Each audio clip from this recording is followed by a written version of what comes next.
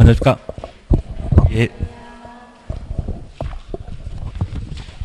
이번 시간에는 163페이지의 개발행위 허가부터 해나가도록 하겠습니다. 많이 울리지 않으시죠? 울리긴 울리더라도 제가 마이크를 어떻게 할지 모르기 때문에. 이번 시간에 개발행위 허가제 함께 보시는데,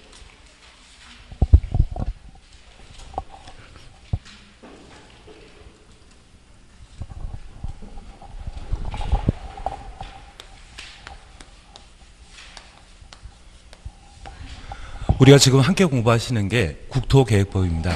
이 국토계획법은 국토를 이용, 개발, 보존하기 위한 집행의 법률입니다. 여기 국토계획법은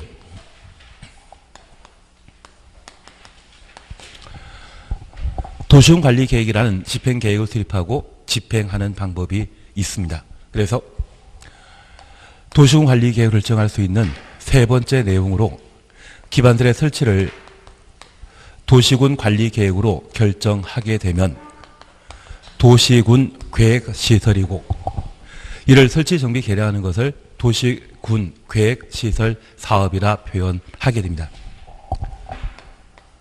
그리고 네 번째, 개발사업과 정비사업에 관한 사항을 도시군관리계획으로 결정하게 되면 도시개발사업과 정비사업을 집행하도록 되어 있습니다. 그런데 우리가 잠깐 이해하실 것은 이 세 가지 사업을 모두 도시군계획사업이라 표현하고 있는데, 그 도시군계획사업을 추진하는 가장 중요한 목적은 충분한 기반시설을 확보하고 환경을 조성하며 경관을 훼손하지 않는, 경관에 저촉되지 않는 사업을 시행하기 위해 도시군관리계획이라는 집행계획을 수립하여 이를 집행하도록 되어 있습니다. 다만 도시군계획사업에 해당되게 되면 그 사업은 공익사업이고 규모 큰 사업인 반면 사익사업이고 규모가 작은 사업도 있을 겁니다. 그 규모 작고 사익을 추구하는 사업에 대해서는 얘도 개발, 정비, 보전에 해당되는 것으로서 도시군계획사업이란 말 대신 개발행위라 표현하고, 그 개발행위에 대해서는 허가받아 내가 살 집을 만들 수 있도록 국토계획법에서는 정해 놓게 됩니다. 그러면 우리가 잠깐 이해하실 것이 있습니다. 규모 크고 공익을 추구하는 각종 사업에 대해서는 도시군관리계획으로 그 사업을 시행할 때 그 도시군관리계획으로 결정하는 기본적인 요건은 기환경을 갖췄는지 확인하고 도시군관리계획으로 결정하여 집행하게 됩니다. 그러면 규모 큰 사업에 대해서는 기환경에 관한 문제 없는데, 규모 작은 사업을 시행하게 되었을 때 기환경을 고려하지 않고 함부로 허가를 내주게 된다면 난개발 현상이 발생될 수 있거든요. 그래서 이 개발 행위를 하고자 하는 때에도 허가 받고자 하면 기환경을 갖췄는지 확인하고 개발 행위에 대한 허가를 내주도록 되어 있습니다. 그래서 국토계획법이 추구하고 있는 법의 목적은 충분한 기반시설을 확보했는지, 환경 조성 가능한지, 경관에 저촉되지 않는지, 저 세 가지를 고려해서 국토계획법에서는 도시군관리계획으로 결정하고, 사익사업이고 규모 작은 개발 행위에 대해서도 기환경을 요건으로 하여 허가 불허가 여부를 결정하게 됩니다. 그래서 국토계획법이 추구하고 있는 가장 중요한 법의 목적이 있다고 하면 그 목적은 기환경입니다. 취지는 이해하시겠습니까? 그래서 이제 다시 하나 봐주실 것이 있습니다. 여기 도시군관리계획으로 도시군계획사업 등을 결정하여 그 사업을 시행하게 되면 우리는 도시군관리계획으로 입안권자와 결정권자라는 것을 각각 살펴본 적이 있습니다. 우리 국토계획법에 9문제 출제되고 있는 파트가 바로 도시군관리계획과 관련된 사항이 9문제이거든요. 그리고 그때 관할 관청에 관한 사안들을 파악할 필요가 있는데 그 관할 관청은 입안권자 아니면 결정권자입니다.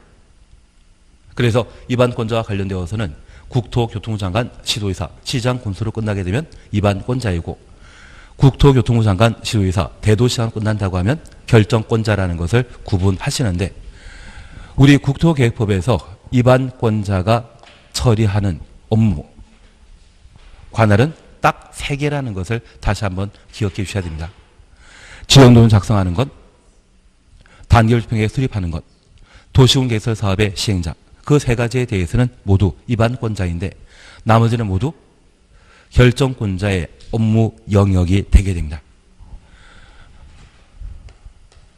그리고 두 번째입니다.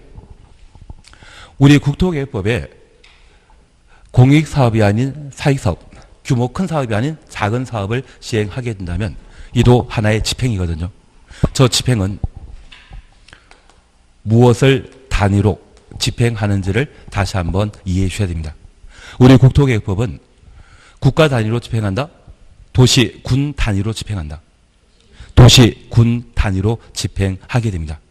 그러면 이 국토계획법에 따라 내가 살 집을 만들고자 한다고 하면 그 내가 살 집을 만드는 장소도 도시와 군 단위이거든요. 그래서 국토계획법상 개발행위와 관련된 관할 관청은 도시와 군을 책임지고 있는 특별시장, 광역시장, 시장, 군수가 개발행위와 관련되어서는 관할 관청이 되게 됩니다. 광역도시계획과 도시군 기본계획 버리고 어차피 그 두 군데에서는 하나 또는 최대 2문제 나오거든요.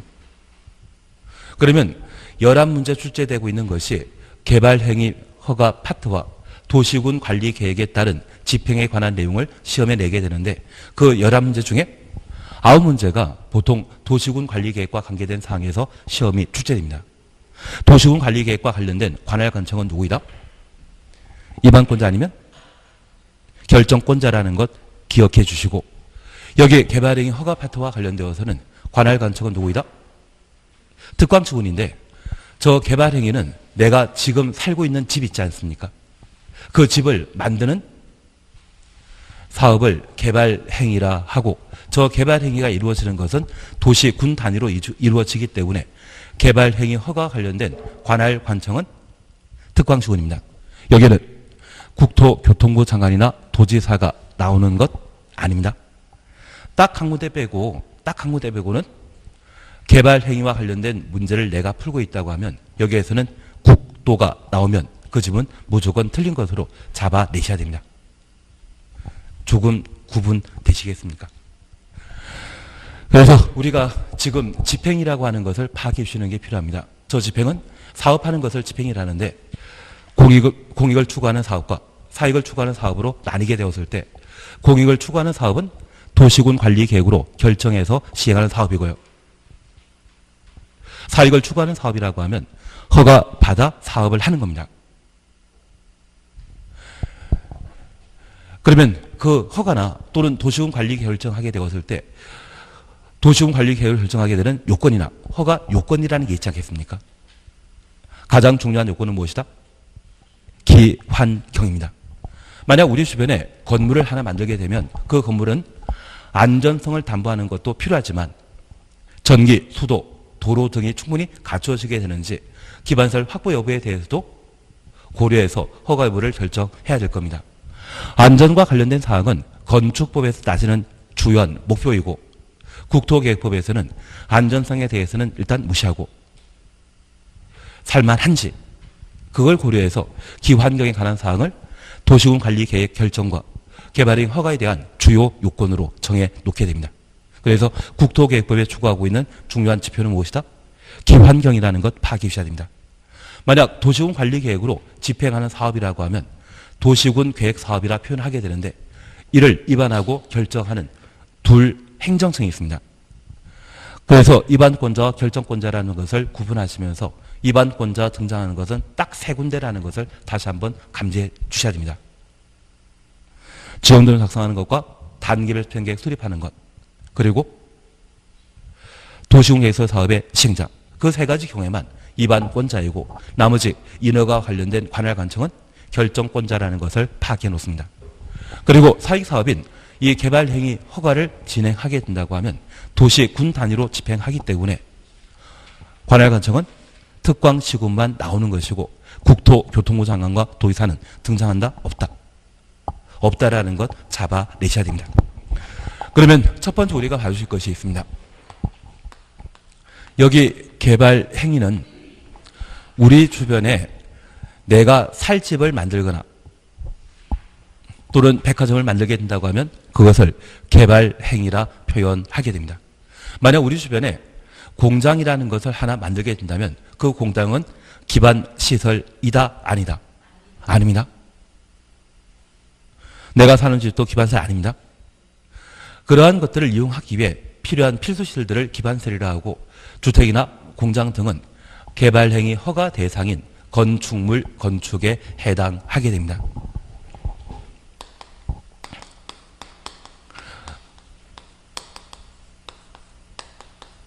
그래서 이 개발행위는 도시군 계획사업에 저촉되는 일체 행위를 개발행위라 표현하게 됩니다. 그래서 도시군 계획사업이 아닌 것이 있다고 하면 다 무엇이다? 개발행위라고 이해해 주셔야 됩니다. 만약 도시군 계획설 사업에 따라 공립학교라는 것을 만들게 된다고 하면 그것은 도시군 계획 사업이 되는 것이고요.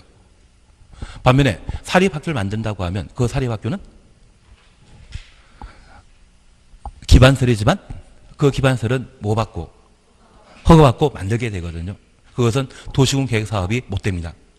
만약 공립학교가 충분한데 그러한 학교에 그런 지역에 학교 더 하나 만드는 것은 의미 없지 않습니까? 병원 충분한 상태에서 개발행 허가받아 뭐 또 병원 사립병원을 하나 더 개인 병원을 하나 더 만든다는 것은 크게 의미 없기 때문에 이러한 개발 행위와 관련되어서는 기본적으로 도시군 계획 사업에 저촉되게 된다고 하면 허가 내준다, 허가 안 내준다. 허가 안 내주는 겁니다. 그래서 이 개발 행위는 도시군 계획 사업에 방해되는 저촉되는 행위를 개발 행위라고 표현하게 됩니다. 우선 163페이지를 잠깐 확인하십니다. 163페이지 보시게 되면 2번 개발 행위 허가 대상 찾으셨죠? 박스에 건축물 건축입니다. 공장물 설치, 토지의 형질 변경, 토석 재치. 다음 페이지에는 토지 분할, 물건 쌓아놓는 행위, 적치라 표현하게 됩니다.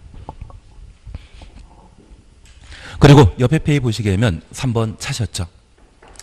개발행 허가 대상에서 제외되는 것으로 양가를 1번 재해 복구나 재난 수습을 위한 응급 조치라는 말을 하나 확인하시고 양가를 3번에는 그 밖에 대통령령이 정하는 다음에 경미한 행위 주셔놓습니다. 여기 경미한 행위와 관련되어 우리가 꼭 함께 해주실 것이 동아리 2번 공작물 설치와 관련되어 디귿 녹관동에 설치하는 농림업용 비닐하우스 설치는 경미한 행위로서 허가받지 않고 만들 수 있습니다. 가로 속에 육상, 어류, 양장을 제외한다. 육상, 어류, 양장 제외 줄만 쳐놓습니다. 그리고 한 장 넘기시면 3번 토지 분할과 관련되어 니은, 디귿, 리을을 묶어놓습니다. 조금 후에 보실 겁니다. 그리고 제1절 개발행 허가 조건이란 말을 우리가 함께 보셨는데 내문안 1번에 개발행위 허가의 기준 5가지라는 것을 보실 수 있고 양가 1번 허가의 기준 면적으로서 옆에 페이지 보시게 되면 박스 속에 기역, 도시적 찾으셨죠. 주거적, 상업적 등에는 10,000제곱미터 미만, 공업지역 등에는 3만 미만, 보전 녹지지역의 경우는 5천 미만, 관리지역과 농림지역의 경우는 3만 미만, 자연환경 보전지역의 경우는 5천 미만이란 말을 각각 볼 수 있습니다. 여기에서는 숫자는 지금 필요 없습니다. 미만이라는 말을 파악해 주셔야 되는데 저 미만이라는 말 쓰게 된다면 규모 크다, 규모 작다. 규모 작다라는 것을 이해해 주십시오. 만약 이 규모를 이상 된다고 하면 그때는 도시군 관리계획의 결정 대상이 되는 것이고 규모 작았을 때만 개발행위 허가 대상이 되게 됩니다. 숫자에 대해서는 지금 공부하는 거 아닙니다. 이 숫자에 대해서는 작년에 시험에 나왔기도 했고 지금 우리가 개념 잡아주실 것은 작은 규모라는 것을 파악해 주시는 게 필요합니다. 그리고 예외에 대해서는 완전 지키십니다. 그리고 한 장 넘기시면 2번, 3번 묶으십니다. 도시군 관리 계획 및 성장 관리 방안 내용에 어긋나지 아니할 것. 이 말은 도시군 관리 계획에 부합하란 이야기죠. 도시군 관리 계획에 어긋나지 아니할 것이란 말은 도시군 관리 계획에 적합하란 이야기입니다. 그리고 3번입니다. 도시군 계획 사업 시행에 지장 없을 것. 도시군 계획 사업은 도시군 관리 계획으로 결정된 사업을 말하는데 여기에 방해되어서는 안 된다. 그래서 저 개발 행위는 도시군 계획 사업에 저촉되는 행위를 개발 행위라고 표현하기도 하는 겁니다. 그리고 4번, 5번 묶어놓습니다. 주변 환경, 경관과의 조화, 5번의 기반설과의 연동, 이게 기환경입니다. 개발행위 허가 받는 때에도 뭐가 필요하다? 기환경 필요하다라는 걸 다시 한번 확인해 놓습니다. 그리고 허가의 용도별 기준이라는 것을 우리가 볼 수 있는데 1. 시가 용도라는 말 우리 찾을 수 있습니다. 그리고 2. 유보 용도, 3. 보전 용도라는 말을 볼 수 있습니다. 그중에 우리가 시가 용도를 잠깐 살펴보시면 끝에 주거적, 상업적, 공업적이라는 말 찾으셨죠. 그리고 이번에 유보 용도와 관련되어서는 계획관리적, 생산관리적, 자연, 녹지 지역 시험 볼 때까지 얘를 자개생이라 공부할 겁니다. 자개생이란 말 우리 산업유통개발진흥지구 공부하시면서 한번 들어봤던 표현입니다. 뭐라 표현한다? 유보 용도라 표현하게 됩니다. 그리고 보존 용도에 대해서는 비개발 용지라 이렇게만 이해해 놓습니다. 그리고 성장관리 방안에 대해서는 천천히 해 나가실 겁니다. 그리고 한 장 넘기십니다.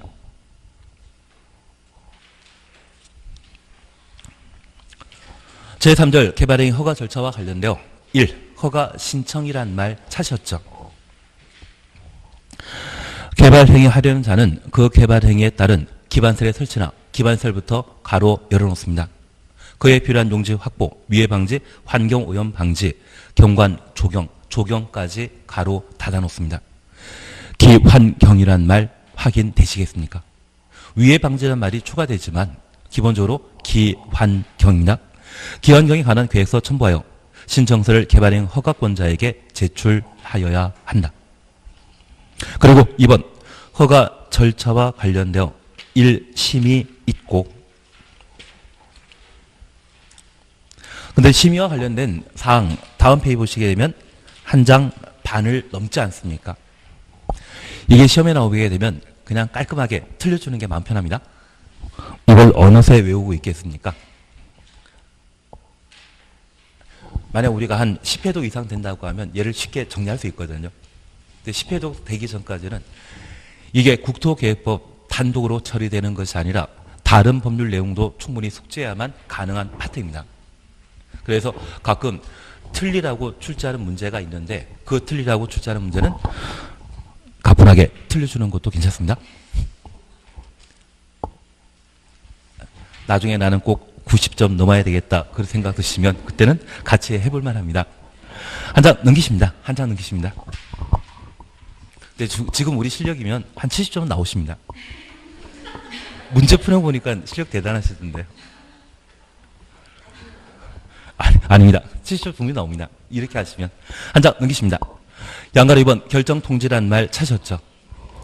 특권시군은 개발행 허가 신청에 대해 특별한 사유 없으면 15일 이내 15일 주쳐놓습니다. 허가나 또는 불허가 처분하여야 한다.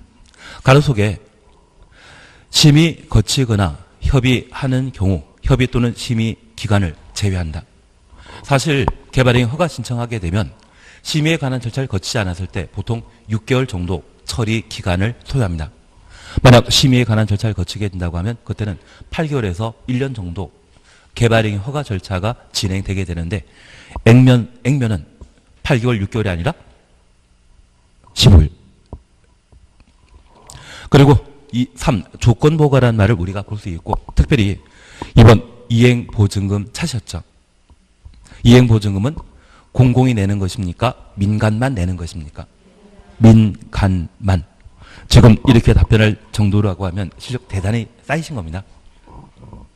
이제 공공이란 주체와 민간이라는 주체를 우리가 충분히 구분할 수 있다는 이야기이고, 만약 앞에 주어가 공공 나오게 된다고 하면 그 사업이 원활하게 시행될 수 있도록 다양한 편의 규정이 구성되게 됩니다. 반면에 주어에 민간이 등장하게 된다고 하면 다양한 부담, 페널티와 관련된 서술이 가능하다라는 것만 밝혀놓습니다. 한 장 넘기십니다. 177페이지의 하단부에는 2번 준공금사란 말을 함께 보실 수 있고, 한 장 넘기시면 178페이지에 박스 찾으셨죠? 1. 건축물 건축, 공작물 설치, 2. 토지의 형질 변경, 3. 토석 재치. 그래서 준공금사 대상이 되는 것은 총 몇 개이다? 4개입니다. 그러면 잠깐 구분해 주실 것이 있습니다.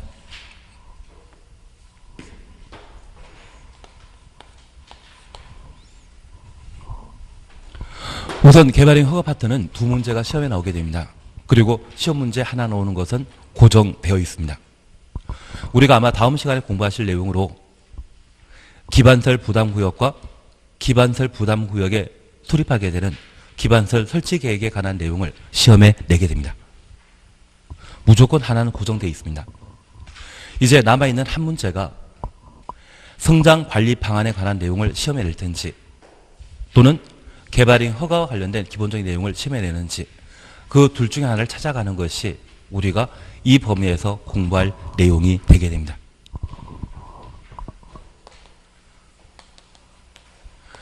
그러면 잠깐 첫 번째 구분하실 것이 있습니다. 우리가 항상 공법 공부하게 되면 학습 목표는 대상과 절차입니다. 그래서 대상에 관한 내용을 먼저 함께 보시는데, 현재 개발행위 허가 대상은 총 6가지가 되게 됩니다. 저 6가지와 관련되어 첫 번째 우리 보실 수 있는 것이 건축물 건축입니다. 그러면 우리가 잠깐 이해하실 것이 있습니다. 정비사업과 관련되어 재건축이란 말과 재개발 사업이란 말 들어본 적 있으시죠? 그 재개발, 재건축 사업에서 아파트가 만들어지게 되면 그 아파트도 건축물을 건축한 것입니다. 다만 우리가 이해하실 것은 그 재개발, 재건축 사업은 정비사업이라 표현하고, 그 정비사업에 따라 건축물을 건축하게 되면 특광시군의 개발행 허가 대상이다 아니다? 왜냐하면 도시군 관리계획으로 결정되어 시행하는 도시군 계획사업에 따라 만들어진 건축물이거든요. 그것은 이미 도시군 관리계획으로 결정되었기 때문에 따로 특광시군에게 추가적으로 허가를 받는 것은 이중 규제, 이중 절차를 거치는 것으로서 위헌 소지가 있습니다. 도시군 관리계획으로 결정된 도시군 계획사업에 따라 건축물이 만들어지게 된다고 하면 그것은 개발의 허가 대상이 못 된다라는 것을 이해해 주셔야 됩니다. 천천히 하도록 하겠습니다. 얘는 사회사업이다, 공익사업이다. 사회사업입니다. 만약 공익사업으로서 도시군 관리계획으로 결정되어 건축물이 건축되게 되면 이미 도시군 관리계획으로 결정되었기 때문에 따로 개발행위 허가 받을 필요 없는 겁니다. 한 번 인허가 받으면 됐지, 2번, 3번 인허가 받게 하는 것은 과잉 규제이죠. 취지 이해하시겠습니까? 그리고 두 번째입니다. 저 건축물은 아니지만 인공을 가미하여 제작한 물건을 만드는 것도 개발행 허가 대상에 해당되게 됩니다. 그리고 네 번째, 토지의 형질 변경과 토석 채취. 예전에 현대 정회장께서 서산 앞바다를 간척한 적이 있지 않습니까? 그런 행위라고 하면 그것이 토지의 형질 변경이고, 우리 세종시에는 중부권에 대한 개발 행위를 가속시키면서 산을 밀어버리고 있더라고요.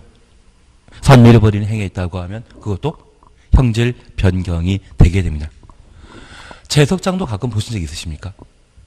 그 제석장에서는 산 밀어버리는 게 목적이 아니라 흙과 돌을 캐내는 것이 목적이죠. 그거 타고자 하는 것도 개발 행위에 포함되게 됩니다. 그리고 분할.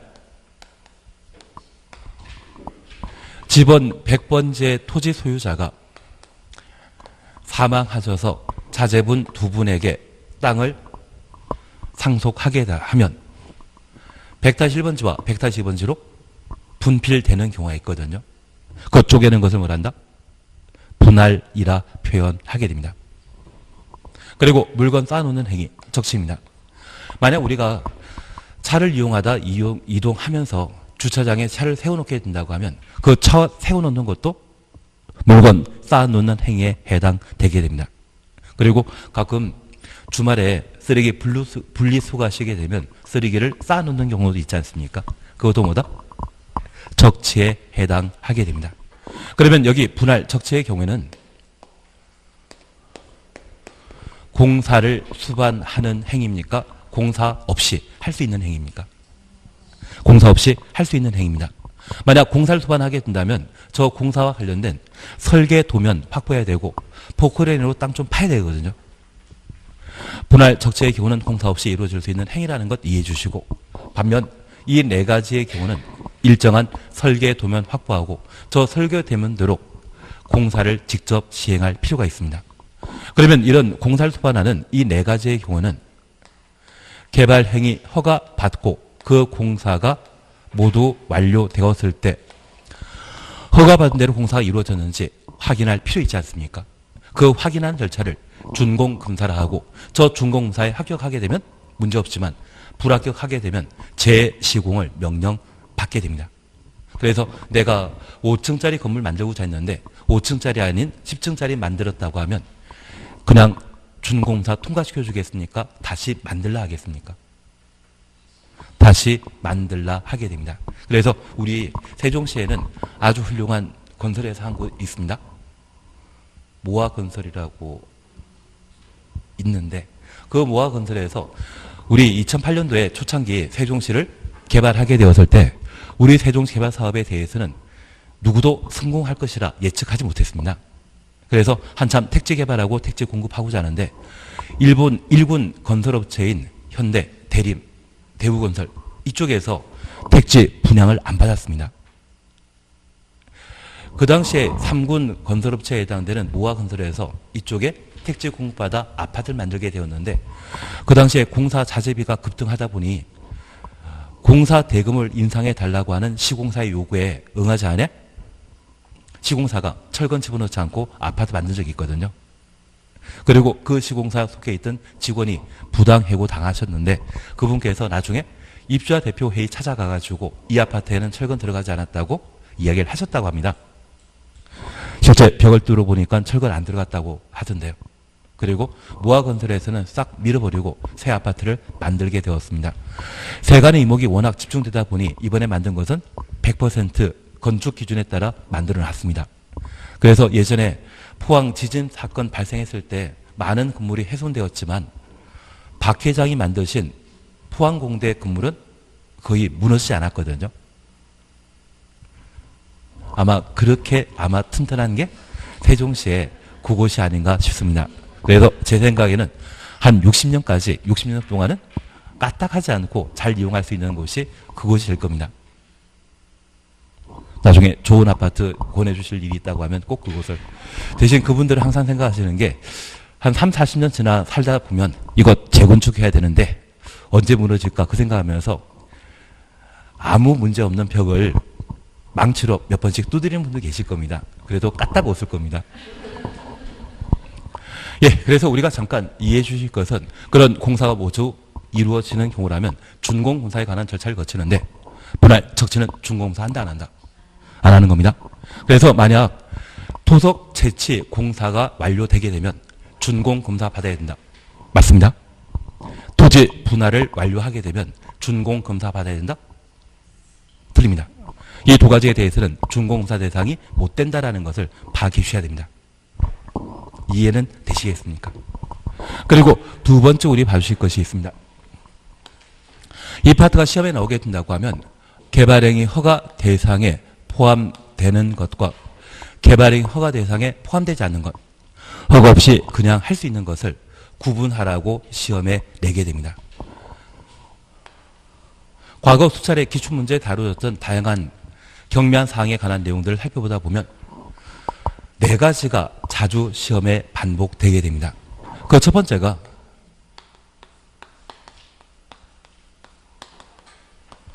도시군 계획 사업에 따른 개발 행위입니다.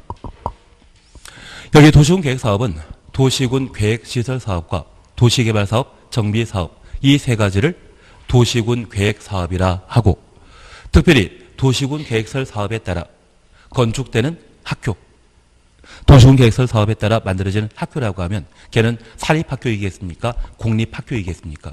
공립학교입니다. 그 공립학교에 대해서는 따로 특광지원에 허가받을 필요 있다 없다? 없습니다. 이미 도시군관리계획으로 결정되었기 때문에 두 번 특광지원에 허가받을 필요 없다라는 것을 이해해 주셔야 됩니다. 만약 도시개발 사업에 따라 시청 건물이 하나 만들어졌다고 하면, 도시개발 사업에 따라 시청 건물이 만들어졌다고 하면 도시개발 사업은 도시군 계획 사업에 포함되기 때문에 이미 도시군 관리 계획으로 결정되었거든요. 따로 허가받을 필요 없는 겁니다. 그리고 우리 정비 사업 관심 있지 않으십니까? 근데 세종시에서는 정비 사업 하겠다는 곳이 향후 15년에서 20년 동안은 찾아볼 수 없으실 겁니다. 그래서 도정법에 대해 크게 관심 가질 필요 없으시지만 이번에 청와대에서 대변인 물러나신 분 계시지 않습니까? 그분 진짜 부동산 고수만 알고 있는 그런 재테크 기법으로 투자하신 겁니다. 나중에 기회 되시면 꼭 거기까지 투자를 하셔야 됩니다. 여기 상가주택에 대해 보통 철거하고 재개발 사업이나 재건축 사업하게 되면 저 상가에 대해서는 무시해버리고 아파트만 주는 것이 대부분입니다. 그런데 이 상가주택 중에 시행자가 관리처분계획 수립할 때 상가는 상가대로 보상하고 주택은 주택대로 따로 보상하기로 관리처분계획에 정해 놓게 되면 상가주택 소유자는 상가나와 주택을 받을 수 있습니다. 그런데 이 주택 공급과 관련되어 분양 가격이 만약 5억인데 저 주택 가격이 6억이다. 주택만 가격이 6억이다. 그러면 이 한 채 가지고는 좀 남는 돈이 있지 않습니까? 그 남는 돈에 대해서는 원래 1억 원이라고 하는 돈으로 현금 청산해버리는 것이 원칙인데, 이 주택이 단독택에 해당되는 것으로서 공급하는 공급 물량, 그래서 5억짜리 아파트 가격보다 초과하는 경우라면 관리처분 계획에서 돈으로 정리하는 것이 아니라 단독택에 대해서는 따로 아파트를 하나 더 제공하도록 되어 있습니다. 그래서 주거자 면적 60제곱미터의 아파트를 제공하는 특례 규정이 있거든요. 그래서 지금 물러나신 전 대변인 입장에서는 아파트 한 잔에 상가 건물 하나 받으시고요. 그리고 아파트를 두 채 받을 수 있는데 저 아파트 두 채 중에 흑석동 뉴타운 사업이 모두 끝나게 되면 주변 아파트 가격이 25평대, 보통 60제곱미터짜리라고 하면 발코니 확장공사하다 보면 30평처럼 보이거든요. 저 신규 아파트 분양 가격에 한 10억 정도 하거든요. 그리고 32평 아파트라고 하면 한 13억에서 14억 정도 하는데 이것 하나 처분하시게 되면 11억 빌렸다 하지 않습니까? 그걸 한 방에 해결하실 수 있습니다. 그러면 좀 넓은 아파트 하나와 상가가 확보되게 되는데 저 위치가 상권이 좀 집중되어 있는 위치거든요. 그래서 아마 임대는 100% 잘 될 것 같고 매달 임대료 받으시게 되면 노후 생활은 안정적으로 하지 않을까 싶습니다. 근데 저 하나 항상 이해 못하는 게 자기가 가지신 돈이 15억이고 지인한테 1억 빌리고 14억이고 1억 빌리고, 근데 14억이면 서울에 살 집 많거든요. 이거 가지고 왜 전세를 하시는 전 이해가 진짜. 총 26억인데 11억 빼고 1억은 가족한테 받으셨고 14억은 자기 돈이 하시는데 저 14억이면 강북에서도 한 집 3채 정도는 살 수 있거든요. 약간 이해 못하는 건 있습니다. 대신 나중에 우리가 하실 때 나중에 상가주택 분양받으시게 된다고 하면 그 정비사업과 관련된 시행자 측에서 관리처분 계획을 어떻게 수립했는지 꼭 보셔야 됩니다. 원래는 상가는 상가로 보상해 주도록 되어 있고 주택은 주택으로 보상해 주도록 되어 있는데 이 상가주택에 대해서는 상가 하나 주택 하나 따로 보상해 주기로 관리 처분 계획이 정해놨다고 하면 그때는 무조건 아무리 비싸다 할지라도 상가주택 잡는 게 필요하십니다. 그러면 상가 하나와 주택 두 개가 생길 수 있거든요. 아직 우리 도정법 공부 안 했는데 이런 이야기를 제가 꺼내드리고, 다만 우리가 잠깐 이해하실 것이 있습니다. 여기 재개발 사업을 통해 만약 건물 만들어지게 되면 그 재개발 사업에 따라 아파트 만들어진 것은 도시군 계획 사업에 따른 건축물 건축입니다. 따로 허가받을 필요 있다 없다? 없다. 그거 잡아주셔야 됩니다. 우리 시험에서는 친절하게 얘만 표현하는 것이 아니라 시설 사업과 개발 사업, 정비 사업을 응용해서 표현하게 됩니다. 그걸 주의해 주시는 게 필요하십니다. 그리고 두 번째 우리 봐주실 것이 경작 위한 토지의 형질 변경이 있습니다.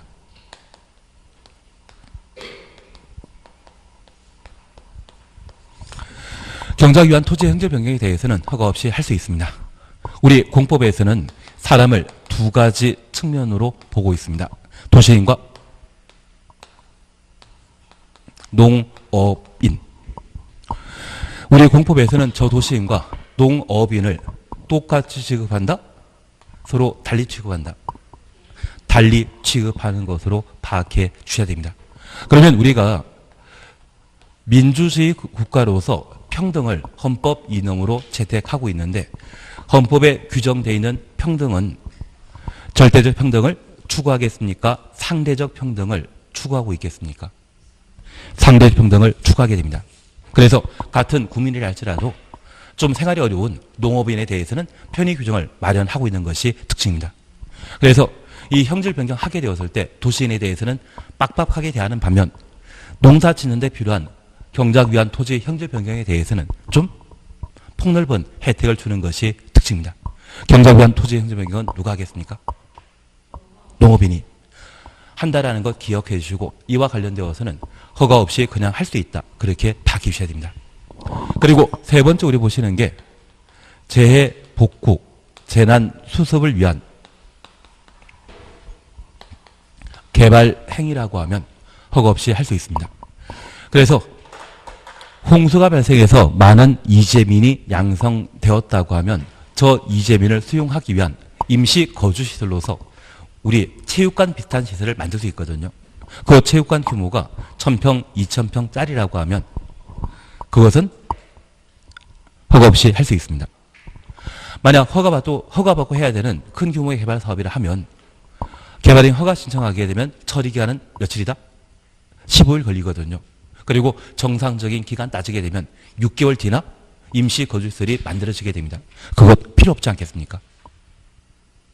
신속하게 이 지면을 위한 거주시설을 제공할 목적으로 허가 없이 그냥 할 수 있다는 것 파악해 주셔야 됩니다. 그리고 마지막 우리가 함께 봐주실 것이 경미한 행위로서 토지 분할을 우리가 함께 보셔야 됩니다.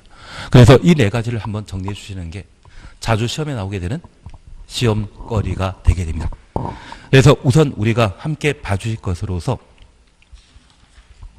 163페이지 찾아주십니다. 163페이지 보시게 되면 이 개발행위 허가 대상 찾으셨죠. 그리고 1번입니다.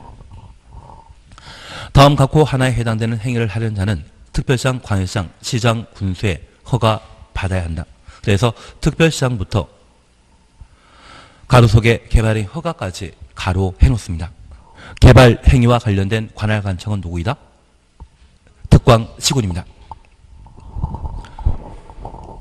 우리가 다시 하나 봐주실 게 있는데 우리 국토계획법은 집행에 관한 법률입니다. 여기 집행하게 되었을 때 전기, 수도, 도로, 주차장, 도시가스 이러한 것들을 기반세리라 표현하는데 그러한 전기, 수도 공급 없이 개발하는 것을 난개발이라 표현합니다.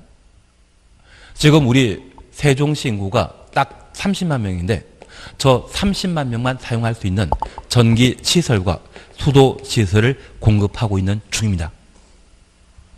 그런데 이곳에 10만 명이 거주할 수 있는 새로운 신도시 만들거나 10만 명이 사용할 전기, 수도를 이용할 수 있는 대규모 산업단지를 조성하게 되면 새로운 전기 공급이 불가능하다면 저 30만 명에게 공급하던 전기 수도시설을 40만 명이 이제 나눠 써야 된다는 이야기거든요.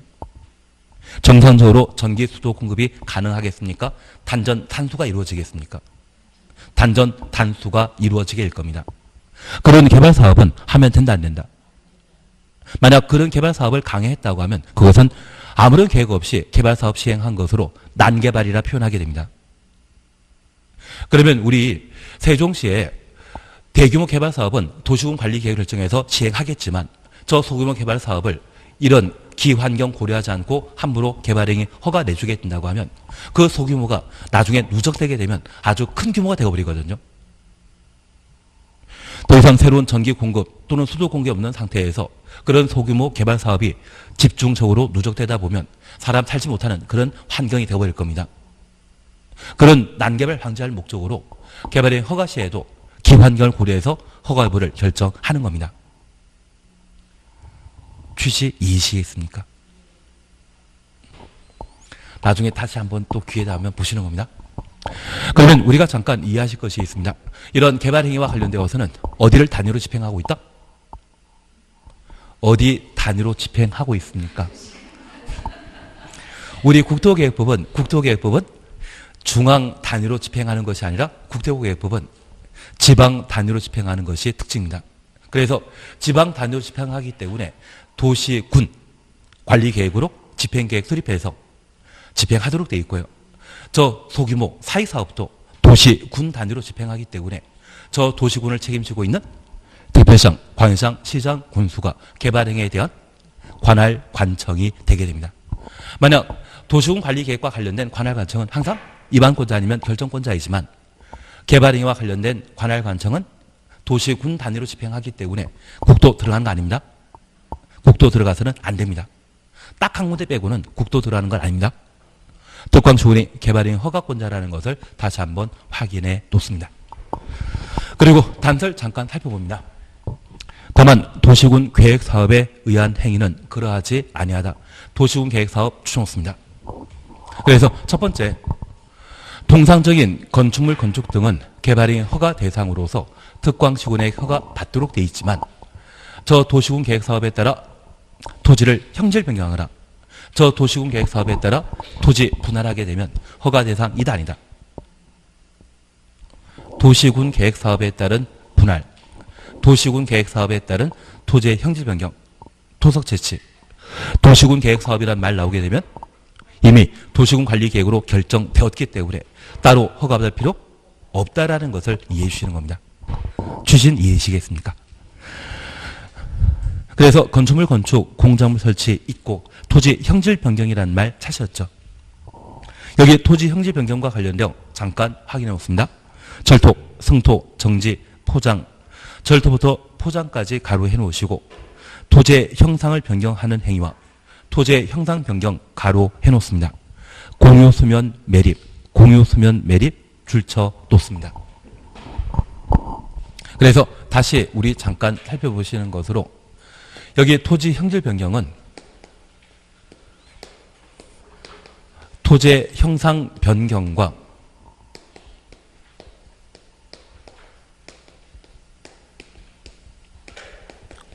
공유수면의 매립을 토지의 형질 변경이라 표현합니다. 그래서 형질 변경 대신 토지의 형상 변경하고자 하면 특광시군의 허가 받아야 된다? 맞습니다. 그리고 옛날 현대 정회장께서 서산 간척사업 시행했을 때도 공유수면 매립에 해당되는 사업이기 때문에 특광시군에게 허가받아야 됩니다. 누구에게 허가받았겠습니까? 서산시장에게. 그래서 형질 변경이라는 말 대신 형상 변경 또는 공유수면 매립이라는 말 나오더라도 토지의 형질 변경에 해당되는 것으로 개발행위 허가 대상이라는 것 파악해 주셔야 됩니다. 그리고 이 형상 변경과 관련되어서는 절토, 성토, 정치, 포장이라고 하는 네 가지 용어를 우리가 볼 수 있는데 가끔 산에서 흙을 깎아내는 사업하게 되면 이게 절토입니다. 그리고 얘를 저수지나 또는 농경지에 흙을 쌓아놓는 것이 있다고 하면 그게 성토입니다. 그리고 이걸 다지는 것이 있다고 하면 정지라 하고 집안이 탄탄해진 곳이 있다면 그곳에 아스팔트 포장할 수 있죠. 그걸 포장이라 표현하게 됩니다. 이러한 네 가지 행위에 대해서는 모두 토지의 형상 변경에 해당되는 것으로 형질 변경에 포함되는 것을 의미하게 됩니다. 추신 이해시겠습니까? 그런데 문제는 얘입니다. 가로 속에 경작 위한 토지의 형질 변경은 허가 대상 아닙니다. 그래서 경작 위한 토지의 형질 변경은 제외한다. 경작 위한 토지의 형질 변경 제외. 다시 한번 추정했습니다.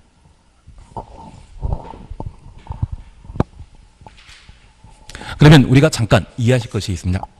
여기 경작 위한 토지 형질 변경은 한 해 농사를 다하고 추수 끝나게 되면 이 농지의 지력이 고갈되는 경우 있거든요. 만약 그런 경우라면 다른 곳에서 흙을 잔뜩 사다 이 농경지 한가운데 흙을 쌓아놓는 경우가 있습니다. 이를 성토라고 표현합니다.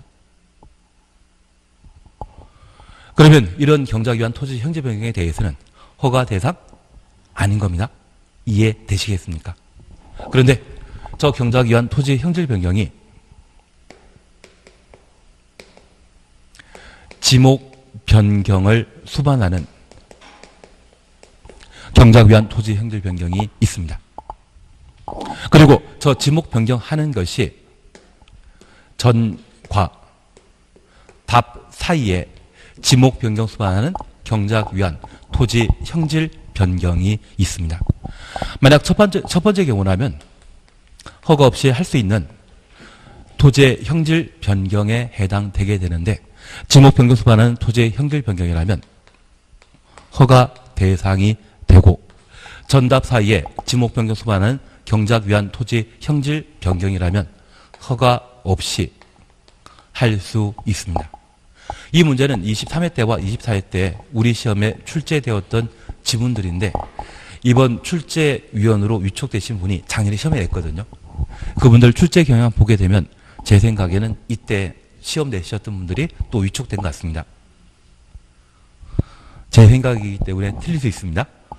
틀릴 수 있다는 것을 먼저 알아주셔야 됩니다. 그래서 이 미묘한 차이에 따라 어떤 때는 허가 대상이고 어떤 때는 허가 없이 할 수 있다는 것을 파악해 주셔야 됩니다. 우리 칠갑산이라는 노래 들어본 적 있으십니까? 그리고 그 칠갑산에는 콩밭 매는 안악내가 등장하지 않습니까? 그 콩밭 매는 안악내는 지금 콩밭을 계속 잘 갖고 계시겠습니까? 교도소에 가 계시겠습니까? 교도소가 정답이십니다.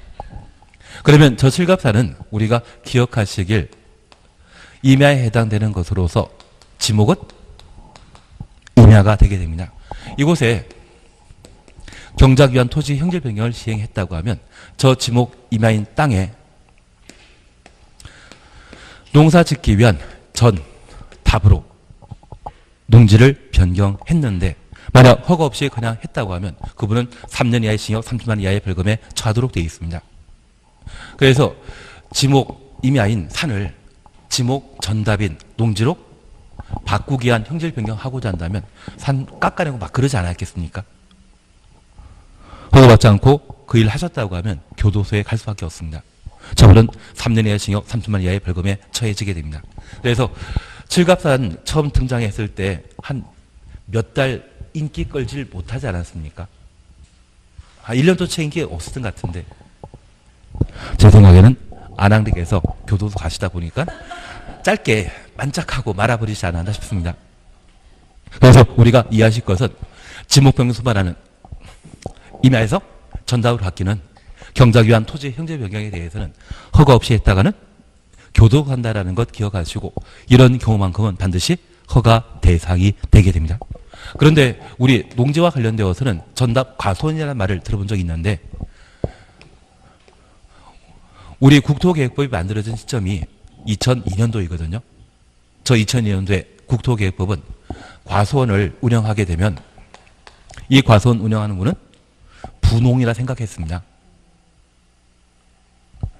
전답 경작하는 분은 힘들게 사신 분이라 생각해가지고 전에서 답으로 답에서 전으로 지목 변경 수반하는 경작 위한 토지 형질 변경에 대해서는 어차피 농지지 않습니까? 농지로 사용하는 상황이기 때문에 허가 없이 그냥 할 수 있도록. 취지는 이해되시겠습니까? 기본적으로 하실 것은 경작 위한 토지 형질 변경은 허가 없이 할 수 있는데 앞에 지목 변경 수반하는 이 말 붙어 있는 경작 위한 토지 형질 변경은 허가 대상이라는 걸 봐주시는 게 필요합니다. 전과 답 사이라고 하면 같은 농지에 해당되기 때문에 허가 없이 그냥 할 수 있다. 그것 파악하시는 게 필요하십니다. 그리고 토속 제시란 말 우리 보셨고 분할 그리고 물건 쌓아놓는 행위 그냥 일단 지나가십니다. 그리고 옆에 페이지 잠깐 살펴놓습니다. 옆에 페이지 잠깐 살펴보시게 되면 양가 1번 재해복구나 재난수를 위한 응급조치 찾으셨죠. 재해복구나 재난수를 위한 응급조치 찾았습니다. 그리고 세 줄 위에 다만 재해복구나 재난수습을 위한 응급조치한 경우에는 1개월 이내 특방시군에게 신고해야 한다. 1개월 이내 추천오시고 신고 추천놓습니다. 그러면 재해복구 재난수습을 위한 응급조치 할 때에는 허가 없이 그냥 하는 것이죠. 165페이지입니다. 맨 첫 번째 줄에는 3번이고요. 양가 1번 찾으셨죠. 재해복구나 재난수를 위한 응급조치 허가 없이 할 수 있는데 세 줄 위에 보시면 맨 위에서 세 번째 줄입니다. 1개월 이내란 말과 신고란 말 찾았습니까? 그러면 이 재해복구 재난수를 위한 응급조치 할 때는 허가받고 한다, 허가 없이 한다. 허가 없이 하는 겁니다. 사후신고는 하지만 이때는 허가 없이 할 수 있다는 걸 파악해 놓습니다.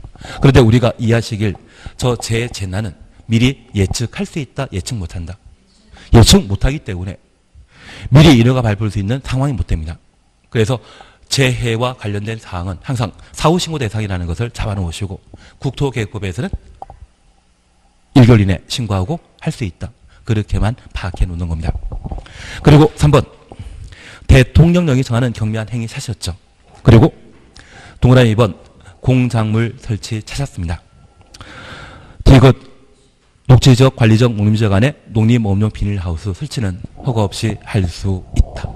그러면 잠깐 이해하실 것이 있습니다. 녹지지역은 생산 녹지지역이라는 곳이 있습니다. 그리고 농림지역은 농업과 임업을 위한 땅이죠. 그리고 관리지역에는 생산관리지역이라는 곳이 있습니다. 모두 농업 생산과 관계된 곳으로서 이곳에 한 1000평짜리 또는 200평짜리 비닐하우스 만들게 된다고 하면 이건 허가 없이 그냥 할 수 있다는 이야기입니다. 그런데 우리가 이해하실 것은 이 비닐하우스는 나중에 도시군 계획설 부지인 학교나 도로 용지가 될 수 있거든요. 저 비닐하우스 철거는 쉽게 철거할 수 있다? 힘들게 철거해야 된다. 쉽게 철거할 수 있습니다. 간혹 여름철에 태풍 하나만 지나가게 되면 비닐하우스 한 방에 다 날아가 버리더라고요. 그래서 도시군 계획설 부지로 나중에 결정된다 할지라도 도시군 계획설 사업에 방해될 일 없거든요. 그런데 이 비닐하우스 안에 메기를 키우기 위한 육상, 어류, 양식장을 만들게 되면 땅 파야만 메기 키울 수 있지 않겠습니까? 이러한 곳이 도로나 학교 용지로 결정되었다고 하면 그 사업 시행할 때 얘를 메꿔 넣어야 되거든요. 이거 도시군 계획 사업에 방해될 수 있지 않겠습니까? 그래서 육상, 어류, 양식 목적의 농림업용 비닐하우스 설치는 허가 대상이고 육상, 어류, 양식이란 말이 안 나오면 허가 없이 그냥 할 수 있는 겁니다. 그래서 허가 대상 행위로서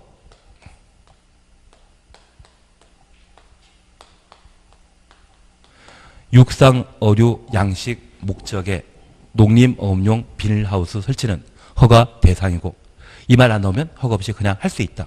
그래서 허가 대상과 관련되어 얘를 봐주셔야 됩니다. 워낙 자주 틀린 질문으로 나오기 때문에 꼭 한번 확인하셔야 됩니다. 그리고 맨 마지막 줄 잠깐 확인하십니다. 전답 사이에 지목 변경 소반하는 경작 위한 토지 형질 변경은 개발행위 허가를 요하지 아니한다. 확인되시겠습니까? 그래서 전답부터 경작까지 가로영습니다. 그냥 지목 변경 소반하는 경작 위한 토지 형질 변경은 허가 대상이지만 그 지목 변경 앞에 전답 사이란 말 붙게 되면 허가 없이 그냥 할 수 있는 겁니다. 그리고 한 장 넘기십니다. 얘만 보고 쉬었다 하십니다. 5번 토지 분할 찾으셨죠? 기억, 사도법에 의한 사도개설 허가받은 토지의 분할 그냥 지나가시고, 미음, 너비 5m 이하로 이미 분할된 토지를 건축법에 따른 분할 제한 면적 이상으로 분할하는 경우, 미음번 그냥 지나가십니다. 니은, 디귿, 리을 찾으셨죠? 우선 니은물입니다. 토지 일부를 공공용지, 공용지로 하기 위한 토지의 분할, 공공용지, 공용지 가로 해놓습니다. 그리고 2번입니다. 행정재산 중에 용도 폐지되는 부분의 분할, 행정재산 줄놓습니다. 일반 재산을 매각기원 양형하기 위한 분할, 일반 재산 줄쳐 놓습니다. 그리고 디귿입니다. 리얼번입니다. 토지 일부가 도시군 계획설로 지형도면 고시된 도시군 계획설부터 지형도면 고시까지 가로 해놓습니다. 토지 분할에 대해서는 허가 없이 할 수 있습니다. 그러면 이 세 가지에 대해서만 잠깐 이해해 주시는데, 우리가 민법 공부하시면서 국유재산 중에 시효 취득할 수 있는 대상은 일반 재산이라는 것을 우리가 함께 공부한 적이 있습니다. 현재 국유재산은 행정재산과 일반 재산으로 각각 구분하고 있는데, 저 행정재산 중에 더 이상 쓸모없어 행정재산의 용도가 폐지되게 되면 그게 일반 재산이 되게 됩니다. 그래서 시골에 초등학교가 학생이 없어서 문 닫는 경우 있거든요. 좀 전에 행정재산이었던 학교가 이제는 일반 재산이 되어 공매 대상이 될 수 있는 것이 특징입니다. 그리고 이 행정재산은 공용재산과 공공용재산, 그리고 기업용재산과 보존재산으로 각각 구분하고 있는데, 남대문 서 있는 자리가 있다고 하면 그 남대문 서 있는 자리가 국유재산 중에 보존재산에 해당하게 됩니다. 그런데 우리 이 공용재산과 공공용재산을 함께 구분해 주셔야 되는데, 우리 공공의 적이라고 하는 영화 제목 들어본 적 있으시죠? 그 공공의 적은 불특정 다수의 적을 말합니다. 그래서 공공이라는 쓰게 되면 불특정 다수가 사용할 수 있는 시설을 공공용 재산이라 표현합니다. 우리 학원 뒤편에 공원 있지 않습니까? 그게 만약 나라 땅이라고 하면 누구나 이용할 수 있는 국유 재산으로서 뭐다? 공공용 재산입니다. 반면 우리 서정시에는 정보종합청사가 많이 만들어져 있는데, 그 정보종합청사에는 아무나 출입할 수 있다. 방문증을 가진 사람만 공적인 업무를 수행하기 위해 사용할 수 있다. 방문증 있는 때만 사용할 수 있습니다. 그런 국유재산을 뭐란다? 공용재산이라 표현하게 됩니다. 그러면 공용과 공공용은 같은 말이다? 다른 말이다? 다른 말입니다. 그거 구분하실 수 있으면 훌륭하십니다. 아마 오늘도 시험 문제 나와 있을 텐데, 공용과 공공용은 다르다는 것 이해해 주시고, 저 공공용이라는 말 보게 되면 공공의 적이라는 말 기억하시면서 누구나 사용할 수 있는 국유재산을 공공용 재산이라 표현하고, 공적인 업무로만 사용하는 것을 공용재산이라 표현하게 됩니다. 그러면 우리 니언번에 저 공용재산이나 공공용 재산을 분할하는 경우라면 그 분할 주체는 누구란 이야기입니까? 국가, 지방자치단체. 그러면 국가나 지방자치단체가 저 국유재산을 분할하고자 한다면 따로 특광시군에게 허가받을 필요 있다 없다? 없는 겁니다. 그리고 두 번째입니다. 우리가 디귿에 이 행정재산을 용도 폐지한다. 행정재산 용도 폐지하기 위한 토지 분할이 하면 누가 주체입니까? 국가, 지방자치단체가. 따로 특광시군에게 허가받을 필요 없다는 이야기입니다. 그리고 저 일반 재산을 양형하기 위한 토지 분할, 저 일반 재산도 국유재산에 해당되는 것으로 저 분할 주체는 누구입니까? 국가이거든요. 따로 특광시군에 허가할 필요 없다는 이야기입니다. 그리고 마지막으로 도시군 계획시설로 지형 도면 고시되어 토지를 분할하는 경우, 그러면 우리가 도시군 계획설은 도시군 관리 계획으로 결정한 것을 말하는 것이죠. 도시군 관리 계획의 효력 발생일은 언제? 지형도면 고시한 날 효력 발생하게 됩니다. 그러면 이 도시군 계획서를 부지로 강제 수용 예정인 땅을 지형동 고시하게 되면 이것 장래, 나라 땅이 되는 것이죠. 장래, 나라 땅이 될 수 있는 도시군 계획설 사업과 관련된 지형동을 고시되었다고 하면 따로 허가받을 필요 없지 않겠습니까? 누가 취득하는 분할이다? 국가가 취득하는 분할입니다. 그래서 니언, 디귿, 리얼은 모두 국가 지방자치단체가 하는 분할이기 때문에 따로 허가받을 필요 없다. 취지에 이해하시겠습니까? 그리고 쉬었다 하십니다.